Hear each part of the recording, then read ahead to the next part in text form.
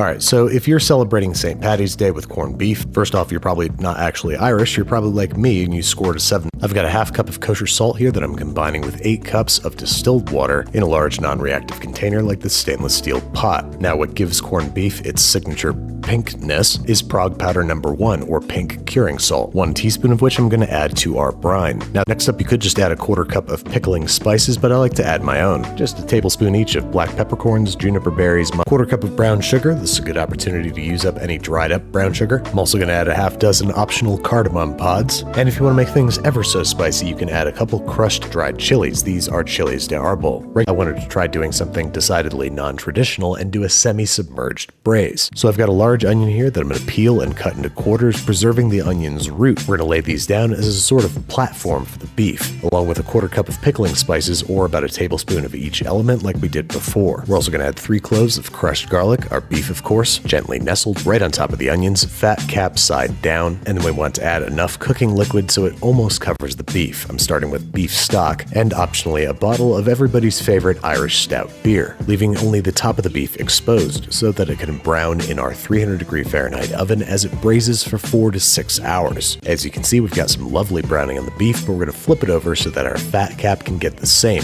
1, convenience, you can make the whole thing the night before serving, and 2, easier slicing, reheating, and serving of the beef. It's hot. Oh, Andy, you're a prankster. Anyway, the next day, we're getting ready to serve, starting by preparing a head of green cabbage, which, just like the onion, we're going to try to preserve the unfortunate idea to roast rather than boil in the pot as per tradition. Since corned beef is a very moist, brothy recipe, when you apply all that moisture to roasted potatoes, it turns their texture pretty gummy. Over on the stovetop, we got the braising liquid back up to a simmer. We're going to defat it, then plop the cabbage and carrots in there to cook for about 20 minutes. Just cover it up and they'll steam. Meanwhile, I'm going to make a quick and flavorful sauce out of 1 cup of sour cream, 2 tablespoons of horseradish, 2 pinch of kosher salt, and a few twists of freshly ground black pepper, and a generous squeeze of whole grain mustard, and you got yourself a fresh bracing sauce that's going to help offset all the richness. Speaking of which, our vegetables are finished cooking, so we're going to place the sliced beef on top, cover it up, and let it simmer for another 5 to 10 minutes or until the beef is heated through. Then all there is left to do is plate up and try it. Once again, boil your potatoes, don't roast correctly. Some more chopped chives make for a nice garnish, extra braising liquid ladled over top along with the stewed onions, some nice flaky finishing salt, a few twists of freshly ground black pepper,